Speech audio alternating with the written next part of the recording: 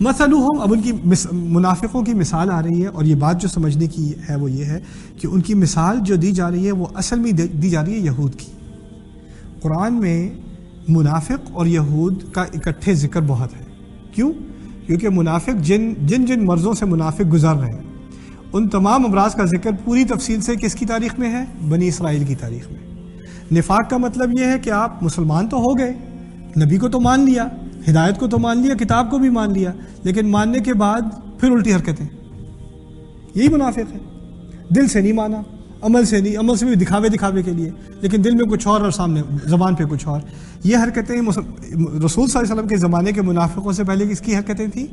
یہود کی۔ تو یہ ان کی تاریخ ہے، یہ ان کا ریکارڈ ہے، تو تم ان سے کچھ مثال سیکھ لو۔ اب وہ مثال دی جا رہی ہے، مثلہم، ان کی مثال کمثل الذی استوقد نارا، ان کی مثال کچھ ایسے شخص کی ہے جس نے ایک آگ جلائی۔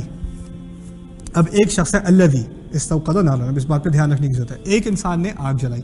آگ جلانے کی ضرورت پڑتی ہے رات کو، اور کیونکہ یہ صحرا کے لوگ ہیں تو آپ ایک تصویر اپنے ذہن میں کھینچ لیں، صحرا کا میدان ہے، کھلا میدان ہے، اندھیری رات ہے، اور کسی نے آگ جلائی ہے۔ اب جب صحرا میں لوگ ہوتے ہیں تو گمے ہوتے ہیں، کسی کو نہیں پتا کہاں جا رہے ہیں۔ کسی نے آگ جلائی تو کیا ہوگا؟ لوگ آگ کی طرف آئیں گے، چلو شاید لعلی اجد علی النار ہدا، شاید میں کبھی آگ کی طرف آؤں، لوگوں کو کچھ پتا ہو کس طرف جانا ہے، کس طرف شہر ہے، ہم لوگ گھومے ہوئے ہیں صحرا کے درمیان میں۔ اچھا، فلما اضاءت ما حولہ، جب اس کے ارد گرد تمام چیزیں روشن ہو گئی۔ کس کے ارد گرد؟ اس ایک شخص کے گرد جس نے آگ جلائی تھی۔ یہ اصل میں مثال دی جا رہی ہے نبی کی۔ ایک نبی آتا ہے، روشنی کرتا ہے، اندھیرے زمانے میں روشنی کرتا ہے، لوگوں کو کچھ نہیں پتا ہوتا کس کو فالو کریں، کہاں جائیں۔ پھر رسول آتا ہے ایسی جگہ پر جہاں گمراہی تھی، کسی کو کچھ نہیں پتا تھا، ہر کوئی اپنا خدا مانتا تھا۔ ان یہودیوں کے پاس بھی کوئی ہدایت نہیں رہ گئی تھی، اور پھر ان کے پاس ایک نبی آیا۔ فلما اضاءت ما حولہ ذهب اللہ بنورہم، اللہ تعالیٰ نے ان کے نور کو ہی لے لیا ان سے، اللہ تعالیٰ نے ان سے ان کا نور کھینچ لیا، لے لیا۔ کیا مطلب ہے اس کا؟ نور کا لفظ اصل میں عربی میں دیکھنے کو بھی آتا ہے، دیکھنے کے لیے، آپ کی بصیرت کو بھی اور بصارت کو بھی نور کہا جاتا ہے۔ کہنے کا مقصد یہ ہے کہ اندھیرا تھا تو آنکھیں کھول کے ڈھونڈ رہے ہیں کہاں ہے روشنی، اب جب آگ جلی تو خود اندھے ہو گئے، اللہ تعالیٰ نے انہیں اندھا کر دیا۔ کیا مقصد ہے؟ اب فائدہ کوئی نہیں آگ کا فائدہ اس وقت ہوتا جب آنکھیں جل رہی ہوتی۔ تو ایک تو یہ تھا کہ جب اندھیرا نہیں تھا تو آنکھیں کھلی تھی، اندھیرا تھا تو آنکھیں کھلی تھی، جب اندھیرا گیا تو آنکھیں بند ہیں، آنکھیں نہیں چل رہی۔ کہنے کا مقصد یہاں یہ ہے کہ اندر کی آنکھ ایک ضمیر ہے ہمارا، اس دل کے اندر ایک تقویٰ خدا کا خوف ہے۔ اگر آپ کو قرآن کا کچھ بھی نہیں پتا، آپ کو پھر بھی پتا ہے کہ خدا ہے، اس کا خوف کرنا چاہیے۔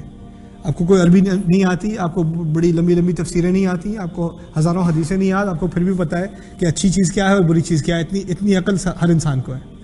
جب اللہ تعالیٰ ان لوگوں کو دیکھتا ہے کہ یہ نہ تو ہدایت ڈھونڈتے ہیں، بس کہنے کو ڈھونڈتے ہیں، کہنے کو مانتے ہیں، اصل میں دل سے نہیں مانتے، تو پھر جب ان کے سامنے بھی ہدایت ہونا تو پھر اللہ تعالیٰ ان کی، چونکہ انہوں نے اپنے دل کی، اپنے ضمیر کی بات اتنے عرصے نہیں سنی، اس دل کو ہی اللہ تعالیٰ نے اندھا کر دیا۔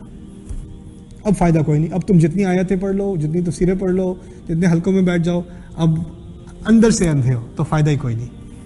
کما ضوء الشمس لا ينفع کما ضوء العین اذا ضوء العین ممنوع، جیسے سورج کی روشنی کا کوئی فائدہ ہی نہیں جب آنکھوں کی روشنی چلی جائے۔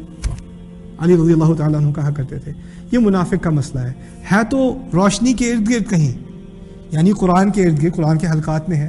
کیا منافق کیا قرآن کے حلقے میں نہیں بیٹھتا تھا؟ رسول صلی اللہ علیہ وسلم کی مبارک زبان سے ان کی آواز میں کیا قرآن پڑھتا نہیں سنتا تھا؟ سنتا تو تھا، اثر اس پہ پھر بھی نہیں پڑتا۔ کیوں نہیں پڑتا؟ اندر کی روشنی جا چکی ہے، بیٹھا ایسی چیز کے سامنے ہے جس سے حرارت آتی ہے، لیکن اب فائدہ کوئی نہیں اٹھا سکتا۔ اب آگے چلیے، وَتَرَكَهُمْ فِي ظُلُمَاتٍ لَا يُبْصِرُونَ، اور پھر اللہ تعالیٰ نے انہیں چھوڑ دیا بہت سارے اندھیروں میں جس میں اب وہ کچھ نہیں دیکھ سکتے۔ یہاں ایک اندھیرے کی بات نہیں ہو رہی، بہت سارے اندھیروں کی بات ہو رہی ہے۔ بہت سارے اندھیروں سے مراد ہے کہ اس انسان کا ایک مرض نہیں ہے، بہت مرض ہے، لالچ بھی ہے، حرص بھی ہے، سستی بھی ہے، ایک مرض کے بعد دوسرے مرض کے بعد تیسرا مرض، اور اللہ کہتا ہے تمہیں اسی طرح رہنا ہے، تم اسی طرح رہو، ٹھیک ہے میں تمہیں اسی حال پہ چھوڑ رہا ہوں۔